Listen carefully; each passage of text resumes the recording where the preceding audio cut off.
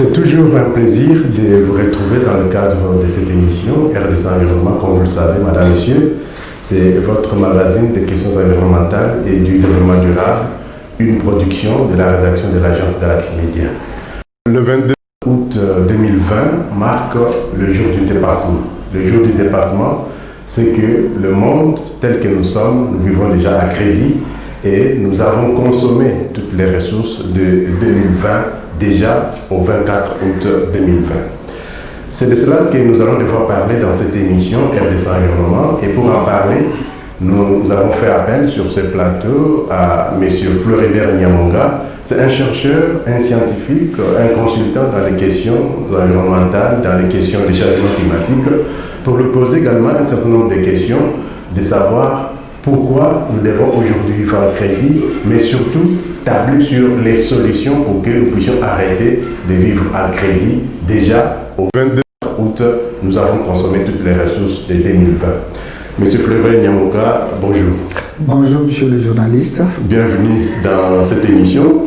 C'est un plaisir toujours d'être sur votre plateau. Voilà, comme nous l'avions dit, vous êtes chercheur, vous êtes consultant dans les questions environnementales, oui, des changements climatiques. Comme nous l'avions dit tantôt, le 22 août 2020, le monde a déjà consommé toutes les ressources de 2020. Oui. C'est-à-dire quoi quand on dit que le monde vit à crédit depuis le 22 août 2020? Merci beaucoup, monsieur le journaliste. On va juste faire un petit rappel pour que les gens comprennent la notion. Tout à fait. Imaginez que vous êtes un père de famille. Vous avez une famille de 10 personnes à prendre en charge, pas seulement nourrir, mais couvrir toutes les dépenses.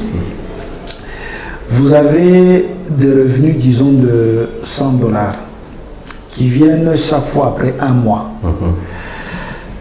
Mais lorsque vous êtes en train de dépenser pour la famille, déjà le 15 du mois, vous avez épuisé tous vos revenus. Il faut trouver d'autres formules pour couvrir les 15 autres jours qui restent. C'est exactement le genre de situation dans laquelle on se trouve. La Terre, sur le plan des ressources, il faut d'abord comprendre que la vie sur la Terre, c'est un cycle de consommation de ressources et de rejet dans la nature. Oui. Donc vous consommez, vous rejetez, vous consommez, vous rejetez. Les ressources ont un certain taux de renouvellement. Ils se renouvellent à une certaine cadence. Et donc, le système entier de la Terre a une capacité maximale de produire pour chaque année. Mais lorsque nous consommons, on fait la globalité des gens sur la Terre, on épuise la capacité de la Terre à produire pour une année, on l'épuise avant qu'on puisse terminer l'année. Et c'est dans cette situation qu'on se retrouve aujourd'hui, à partir du 22 août, je crois, qu'on a épuisé tout ce que la Terre a produit pour nous faire vivre en 2020. Bon, à partir du 23 août, nous sommes en train de consommer déjà sur les ressources de 2021. Voilà un peu l'image. Alors, quand les communs des mortels entendent que nous vivons à crédit, que nous avons consommé les ressources de 2020, on se pose d'innombrables questions. Comment nous avons épuisé ces ressources de 2020 et consommé déjà sur les ressources de 2021? Ah oui, donc en fait, le problème c'est que le mode de vie que nous avons, il évolue. On ne vit pas aujourd'hui comme on vivait en 1970 ou bien en 1950 ou bien en 1940 après les guerres. Bon, cette évolution, elle intervient sur deux aspects fondamentaux sur le plan de la gestion des stocks que peut produire la Terre. D'abord, il y a une évolution démographique. Le nombre de consommateurs augmente, alors que la Terre n'a pas augmenté sa capacité de produire. C'est la même Terre. Et deuxièmement, ce que chaque consommateur consomme augmente aussi. Et alors que donc vous avez une double pression, une pression démographique d'abord et une pression sur le mode de consommation. À un certain moment, on consommait moins d'énergie dans les ménages. Par exemple, on avait juste les lampes d'une télévision peut-être qui est venue longtemps après d'ailleurs. Mais aujourd'hui, lorsqu'on regarde ce qu'une famille peut consommer en termes d'énergie, c'est peut-être 20, 30, 40 fois ce qu'on pouvait consommer il y a 10 ans.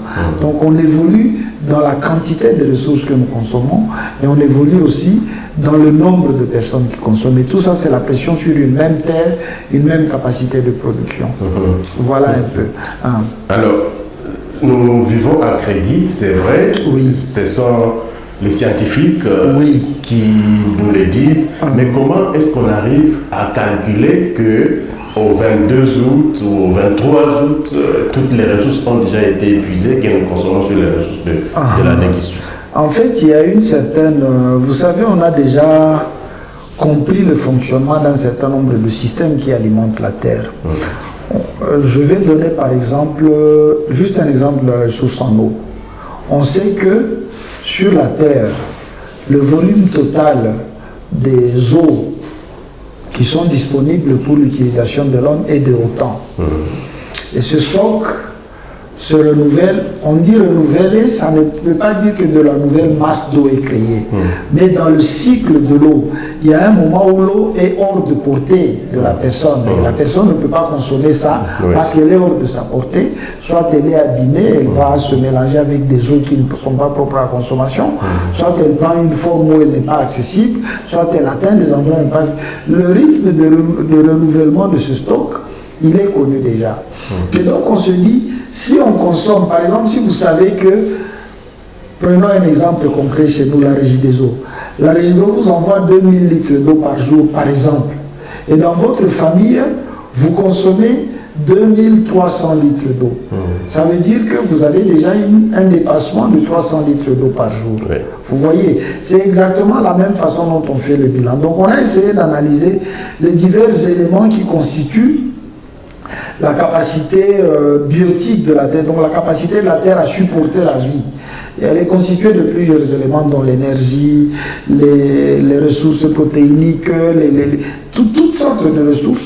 Donc on sait que la quantité totale, la masse totale que la Terre peut générer chaque année est de autant.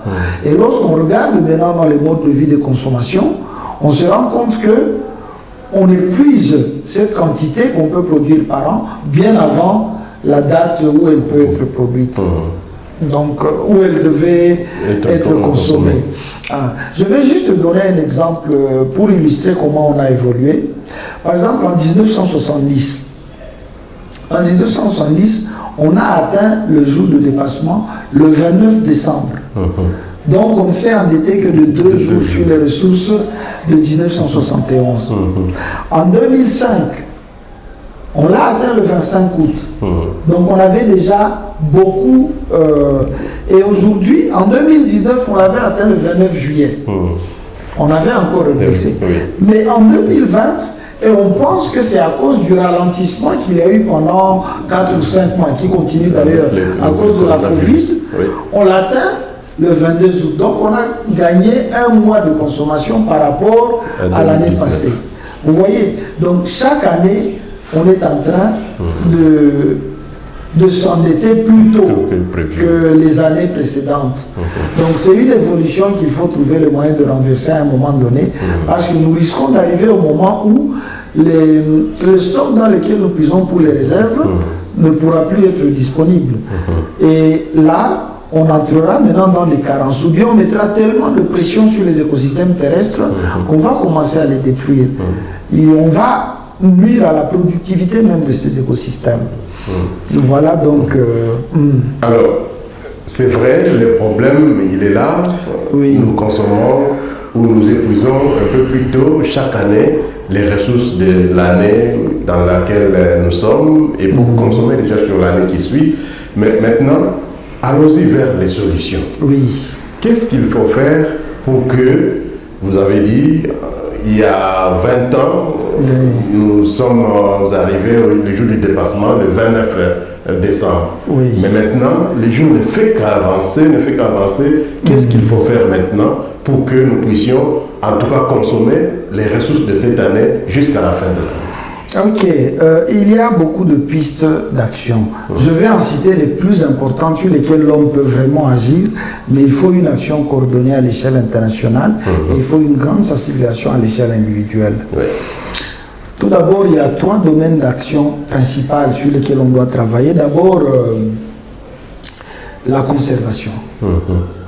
Vous savez, on parle de la conservation de la nature.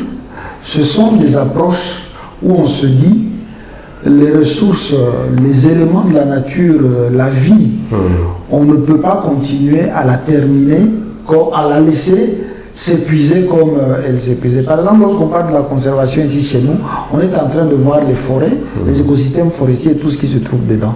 Mais aussi les écosystèmes marins. On nous parle des mangroves pour lesquels il faut avoir un programme pour les conserver. Tout ça, ce sont des écosystèmes à l'intérieur desquels la vie se génère et toutes les ressources sont générées là-bas. Si par exemple on améliore les politiques de conservation, on les renforce, on va maintenir, on va récupérer davantage la capacité de production de la terre. Deuxièmement, il y a la restauration. Tous ces écosystèmes qui sont déjà en dégradation.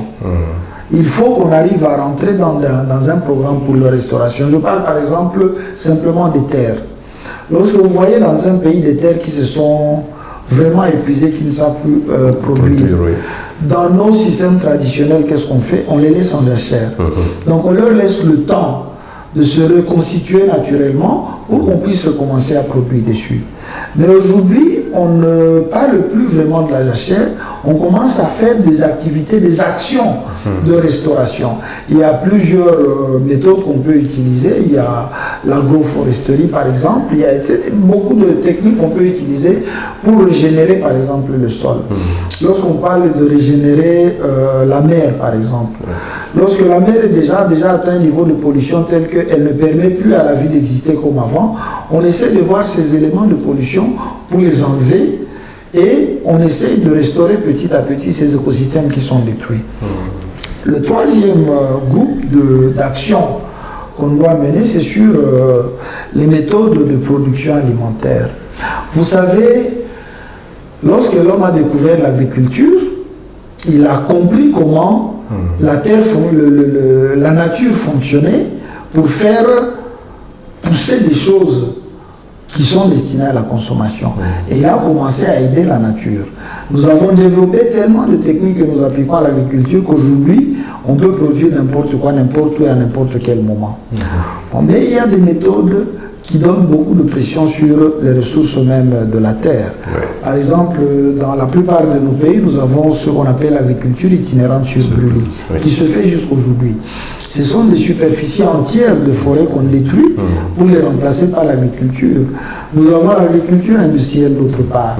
On essaie d'injecter des tonnes et des tonnes d'engrais dans le sol et à un moment donné, on tue toute la vie qu'il y avait dans la terre. Parce qu'il faut qu'il y ait de la vie à une certaine profondeur du sol pour que les plantes puissent pousser là-bas normalement. Et par exemple, tout ce qu'on utilise comme insecticides dans la production alimentaire, ce sont des éléments de l'écosystème qu'on tue. Et si on change de méthode d'agriculture, on entre dans, il y a ce qu'on appelle aujourd'hui l'agriculture écologique, l'agriculture durable, etc. On peut avoir des modes de production qui permettent de conserver davantage ou bien de ralentir au moins la dégradation des facteurs de productivité de la planète. La pêche. On a des méthodes de pêche, on sait, il y a même des méthodes qui sont déjà carrément criminalisées. Par exemple, lorsqu'on pêchait à la dynamite. Donc on fait une explosion à un certain niveau de la mer et on tue tout ce qui est là. Mais c'est juste pour récupérer quelques poissons dont on a besoin. On n'a pas besoin de tuer tout pour récupérer quelques poissons. Donc on essaie d'aller vers des méthodes de pêche durables pour qu'on puisse mieux conserver les stocks qui sont produits dans les écosystèmes marins, qui sont d'ailleurs le début, même le berceau de la vie. Mais au-delà de ça, il y a beaucoup de secteurs sur lesquels on peut agir. Et là, c'est vraiment, les calculs ont permis d'avoir des chiffres concrets. Par exemple, la planification urbaine.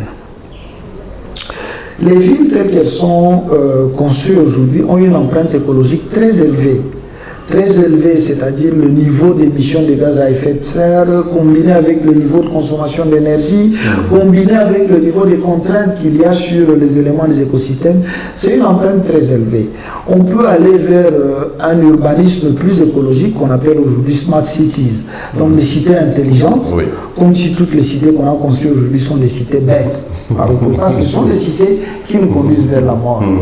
Et juste une anecdote là-dessus, la question des constructions, c'est-à-dire des infrastructures humaines, est beaucoup plus grave que nous ne l'avons pensé jusqu'aujourd'hui.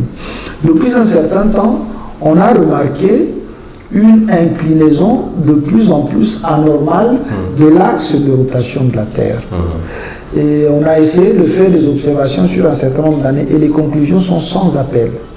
Il y a une partie de la Terre sur laquelle le poids des constructions qu'on est en train d'y mettre commence à faire basculer l'axe de la Terre. Et si l'axe bascule au-delà d'une certaine capacité, on entre dans des perturbations que personne ne peut plus gérer. Donc, les infrastructures, c'est bon, mais lorsqu'elles sont réparties sur la Terre de manière déséquilibrée, on risque de faire pencher tout le poids du globe terrestre vers un côté. C'est le cas aujourd'hui. On a remarqué que c'est les grands projets d'infrastructure en Asie et au Moyen-Orient qui sont en train de déséquilibrer l'axe terrestre. Et la solution pour ça, c'est de contrebalancer. C'est d'avoir des projets qui vont permettre de l'autre côté de l'axe à redresser un peu l'axe. Ou bien alors de freiner les projets, de maintenir l'axe de rotation dans une zone qui est dans un niveau d'inclinaison qui est utile. Est-ce que c'est pas là où on évoque en fait l'aspect qui est lié à l'architecture durable? Oui. Il n'y a pas que ça pour l'architecture durable. Ça, c'est vraiment le poids des matériaux qu'on déplace vers un aspect, vers un côté de la Terre.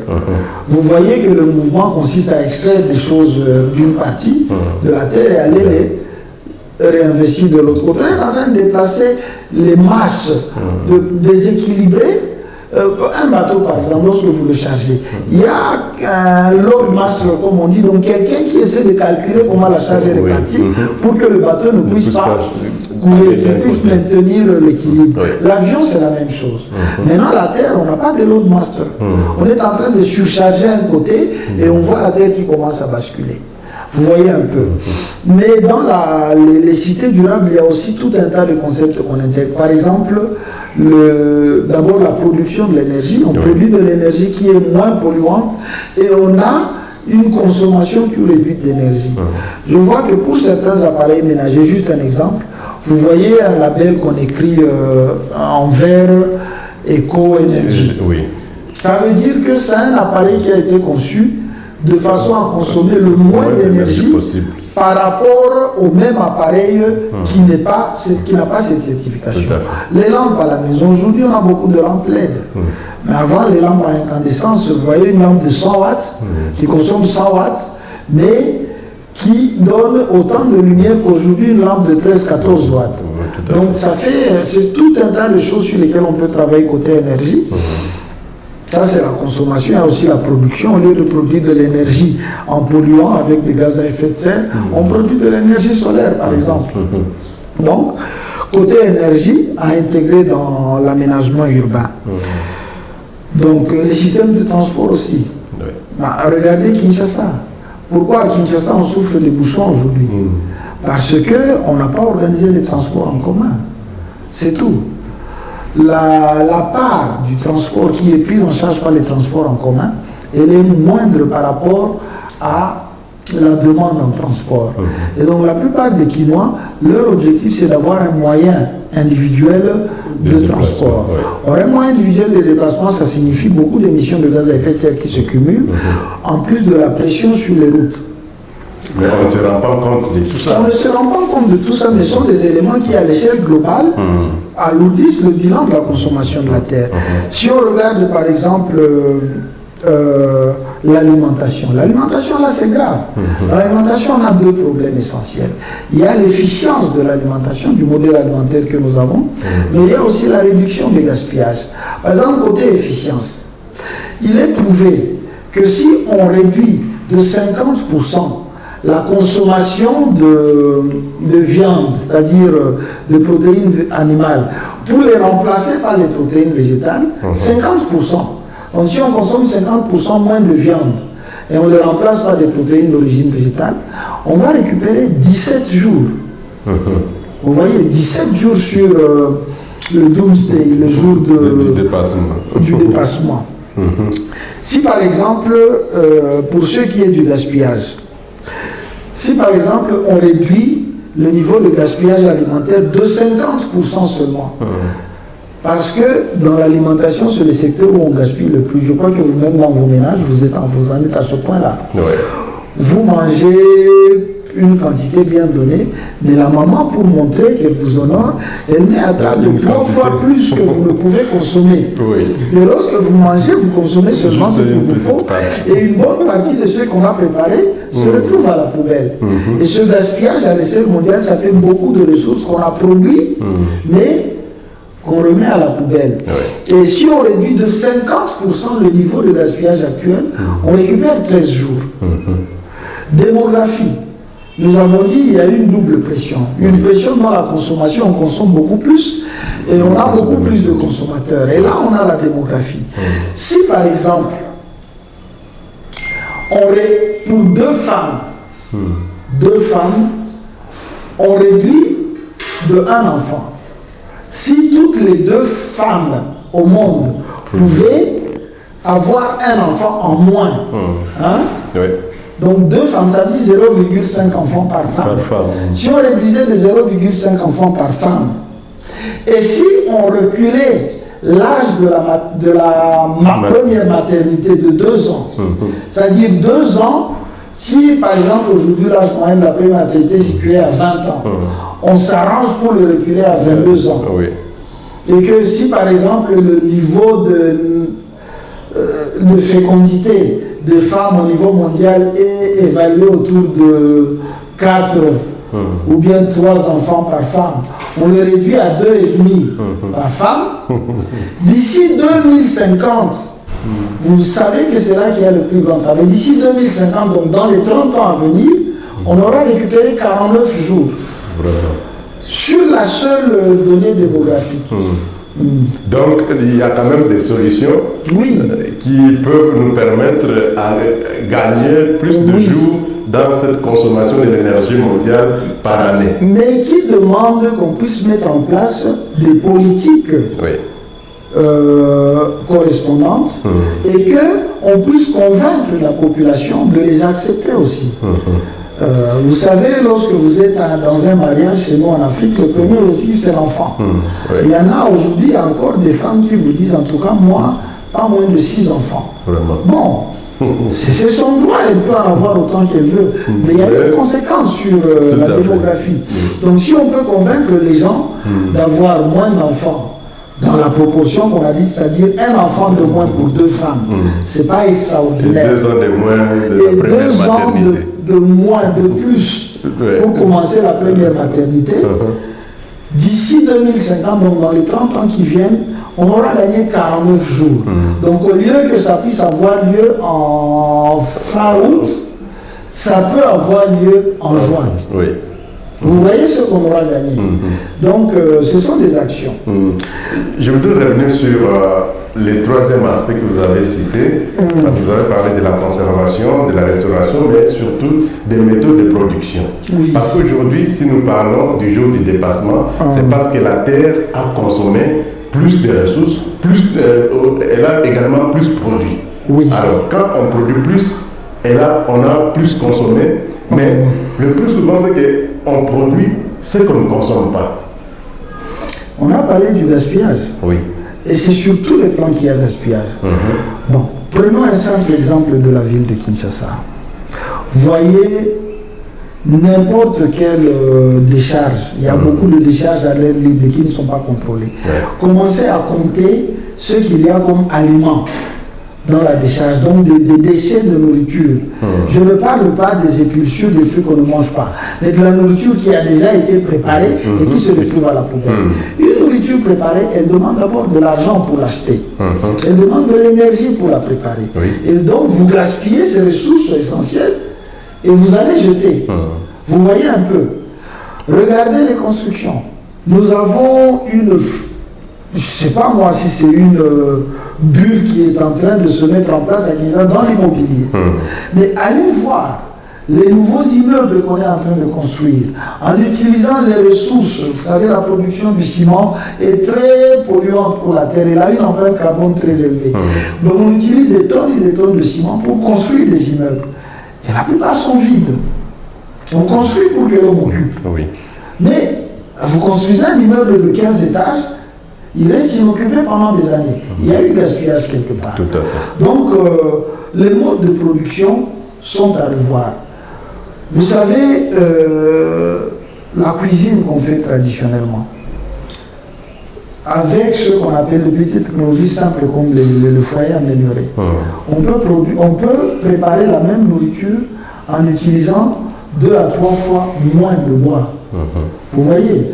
Donc, les modes de production que nous avons peuvent être réajustés de façon à être moins demanderesse en termes de ressources de la terre. Monsieur Fleury, vous avez parlé de différentes décharges qu'on trouve, par exemple, dans la ville-province de Kinshasa. On a évidemment un problème de gestion des déchets. Et nous avons posé la question à un chef de travaux qui enseigne à l'IFAD, qui nous dit que pour que nous puissions gérer de façon durable nos déchets, il faut que le gouvernement puisse se doter des plans de gestion municipale des déchets. Chaque province, au moins, devrait se doter de ces plans pour que les déchets soient gérés de façon durable et mettre en place des mécanismes. Est-ce que vous êtes d'abord, nous allons l'écouter pour que vous puissiez avoir l'idée sur ce qu'il dit. Emmanuel, bienvenue Bila et donc le chef des travaux à l'IFAD qui nous parle des plans de gestion municipale de déchets. Pour notre ville, je dis à M. Gentilly, le gouverneur de la ville, il n'a pas un autre souci que d'avoir un plan de gestion municipale de ces déchets, tant liquides que solides. Au simple fait qu'il n'existe plus de déchets. Tout ce que nous rencontrons dans la ville de Kinshasa, les termes de déchets doivent être banalisés. Ce sont des ressources que nous pouvons valoriser au travers des PME capables aujourd'hui dans la ville de Kinshasa de nous transformer ce que certains des ignorants appellent déchets et que nous appelons la matière première secondaire. Il y a autant de taxes, n'est-ce pas, en lieu et place que l'hôtel de ville, par exemple, débourse l'argent pour évacuer ces déchets vers les centres d'enfouissement. Je donne ma main à couper. C'est-à-dire que tant que le gouvernement provincial de notre ville ici existe encore, il sera incapable d'évacuer les déchets de la ville de Kinshasa au niveau des centres d'enfouissement. Pour preuve, je l'ai dit parce que j'ai cette expérience, c'est moi qui ai évalué les programmes PARO. Et c'est moi qui ai fait une étude baseline. Quand ils ont constaté que j'avais raison dans l'évaluation, j'ai fait une étude baseline de l'assainissement de la ville de Kinshasa. Avec 62, ce qu'on appelait les stations de transfert des déchets, dans 9 communes, PARO déboursait par jour 5 000 €. Juste pourquoi? Pour ramener les transports des déchets vers les sites. Et des sites gasoil, ainsi de suite, l'achat de tout ça. 5 000 €. Ça, c'est 9 communes. Donc, pour évacuer par jour les déchets de 24 communes, faites les calculs. Vous n'aurez pas moins de 13 000 € les jours. Donc, le gouvernement provincial ne peut jamais tenir. Donc, si on est honnête, on doit revenir à capitaliser, à faire des recettes qu'à perdre. C'est-à-dire, et enfin, vous allez constater que ça va baisser sensiblement les cas de maladies. On va réduire sensiblement les déchets dans la ville. À ce moment, chacun a ses prérogatives et ses devoirs. Et l'hôtel de ville les coordonne. Alors, un plan municipal de gestion des déchets, est-ce que vous pensez que c'est la solution pour que nos déchets soient gérés de façon durable? Je voudrais faire un coup de chapeau à ce collègue avec qui je souhaiterais vraiment qu'on puisse commencer à collaborer, parce que peut-être qu'il n'a pas l'information, mais ce qui est en train de se mettre en place aujourd'hui, on a impulsé une dynamique au niveau du ministère de l'Environnement pour que le pays puisse se doter d'un système de gestion des déchets, un système national. Et les plans de gestion des déchets sont une des déclinaisons de ce système national. Le système mettra en place le cadre normatif amélioré, mettra en place un certain nombre d'infrastructures, va créer des responsabilités institutionnelles, qui est responsable de quoi dans la chaîne de décision, mettra un certain nombre de normes, est-ce qu'on instaure, on impose le tri aux producteurs, etc. Et il va se décliner maintenant en un certain nombre de responsabilités qui sont déléguées avec les outils de planification et d'abord les outils de stratégie aussi.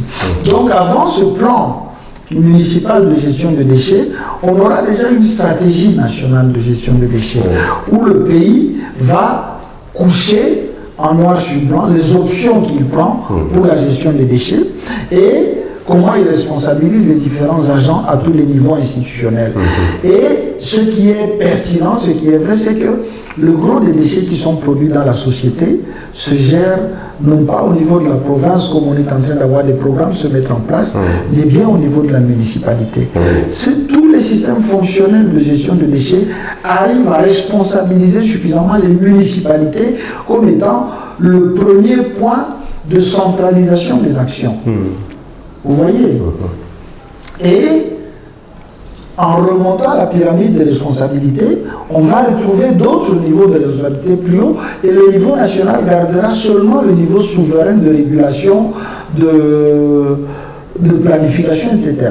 Mais c'est justement dans le système national qu'on va définir les responsabilités au niveau national, au niveau provincial, au niveau municipal, jusqu'au niveau du consommateur. Donc c'est vrai que notre système de gestion de déchets, tel que nous le faisons, bon, il n'y a pas de système d'abord, tel que nous gérons les déchets aujourd'hui, c'est illusoire d'espérer arriver à un résultat. Avec la méthode d'enfouissement en plus. Pas seulement ça. Est-ce qu'on fait l'enfouissement vraiment? On parle d'un site d'enfouissement technique en passant, mais quelle est sa capacité par rapport à ce qu'on produit? On ne sait pas, c'est faible. Le gros des déchets qui sont produits à Kinshasa, comme dans toutes les villes du Congo, en fait, la meilleure chose qu'on fait pour elles, on les déplace d'un endroit à un autre. Vous sortez ça devant votre maison, vous les mettez, vous ne savez où. Le petit qui vient les ramasser, il se débrouille avec ça. Une pollution induite. Donc vous ne savez pas, donc on déplace un problème. Mais le problème reste dans la nature, dans notre environnement. C'est le sol que subissent la plupart des déchets. Et ils continuent leur cycle naturel comme la nature les traite, quoi. Et j'ai même été scandalisé à un moment donné, vous savez, vous voyez les centres de transfert que l'Union européenne avait installés. Tout d'abord, tout le monde a constaté à Kinshasa que bon, on n'a pas vraiment la capacité de pouvoir les vider à temps. Donc ils se remplissent plus vite qu'on les vide. Mais en passant, j'ai vu sur 3 ou 4 centres, on est en train de faire de l'incinération carrément. On commence à brûler les stocks de déchets qui sont là-bas. Et j'ai été vraiment personnellement scandalisé. Mais bon, c'est ce qu'on a trouvé de mieux à faire. Bon, je ne sais pas pourquoi, je ne sais pas quels sont les critères de la décision. Mais tout ça, c'est parce qu'on n'a pas de système. Alors, le 22 août 2020, comme l'avions dit tantôt, nous allons devoir chuter avec cette émission, M. Fleury. Le monde vit à crédit. Nous l'avions dit tantôt, les communs des mortels, lui, s'est dit, bon, vivre à crédit, ça veut dire quoi? Vous avez essayé d'expliquer pour que chacun ait une idée sur vivre à crédit aujourd'hui. Vous avez donné les pistes de solutions, la conservation, la restauration, mais aussi les méthodes de production. Qu'est-ce qu'il faut dire à tous ceux qui nous suivent pour qu'ils comprennent que nous devons, chacun en ce qui les concerne, faire de son mieux pour que ce jour du dépassement puisse être rallongé, pour que nous ne puissions pas, en tout cas, aller vers la catastrophe. Je vais d'abord, juste avant de conclure, je vais dire quelque chose. Nous sommes encore ici dans un cas de très grave injustice écologique. Nous subissons tous des résultats, des conséquences d'une situation à laquelle nous n'avons pas contribué de la même manière. Je vais donner un exemple. Le Qatar, c'est le champion de la consommation aujourd'hui. Il a épuisé ses ressources le 11 février.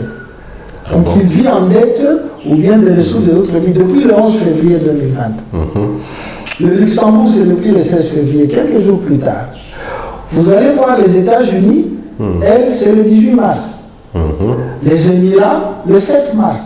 Donc vous voyez, il y a tout un tas de pays où on trouve que le mode de vie est bien, ils vivent bien, mais la conséquence c'est qu'ils épuisent les ressources avant.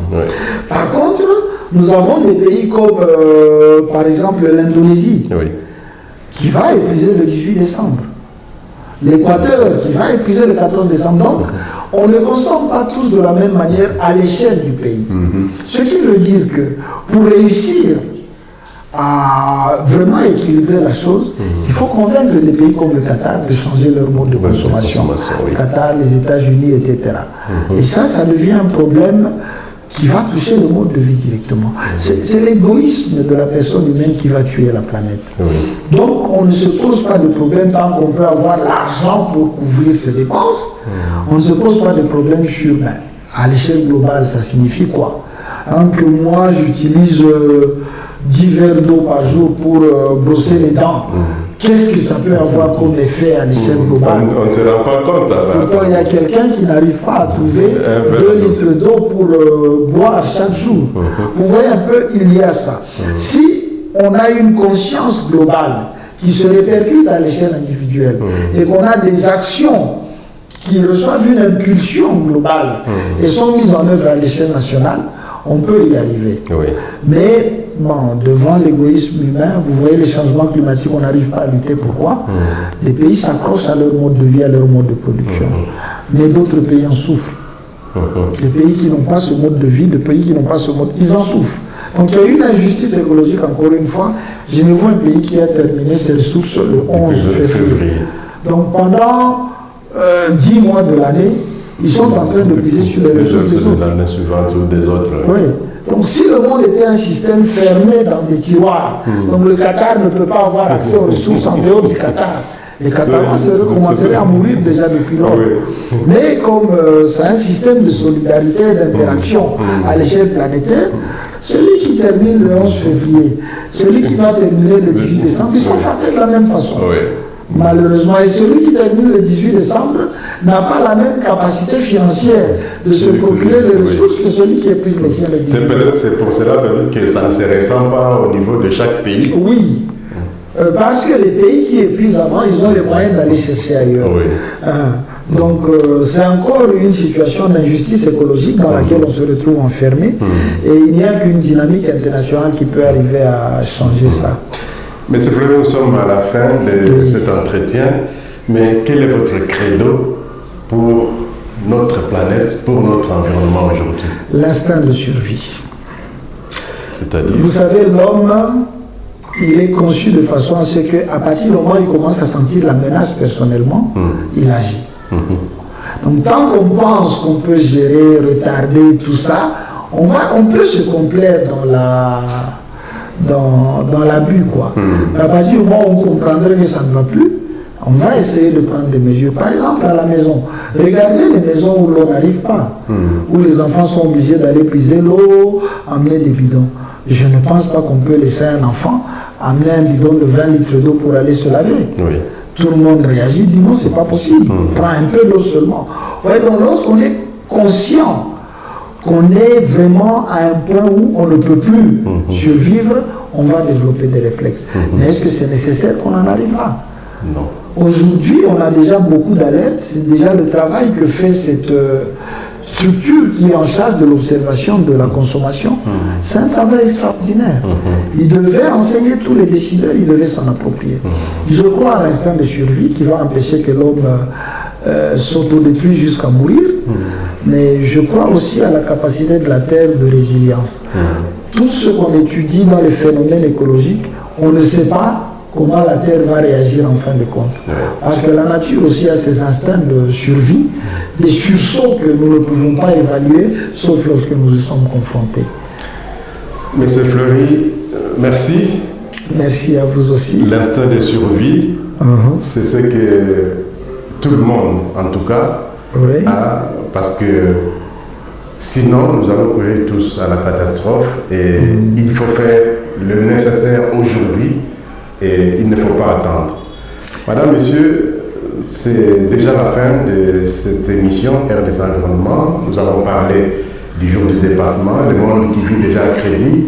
Vous avez suivi, Monsieur Flory, dans ses analyses, comment nous pouvons arriver à retarder ce jour du dépassement. Il nous faut donc avoir ou regarder sur la consommation, sur la conservation de la nature. Il faut de la restauration des écosystèmes.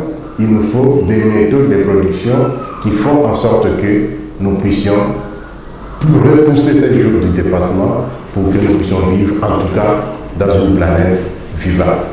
Merci de nous avoir suivis. Merci une fois de plus à M. Flory. Je crois que ce n'est pas la dernière fois de passer dans cette émission. Merci beaucoup, monsieur le journaliste. Merci et à très bientôt pour d'autres informations qui concernent l'environnement, que ce soit notre environnement ou l'environnement d'ailleurs.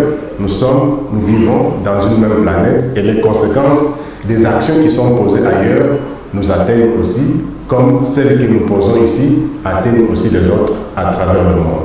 Merci et à très bientôt. Bonne suite des programmes sur votre chaîne. Prenez soin de vous, mais surtout, prenez soin de votre environnement. Au revoir et à très bientôt.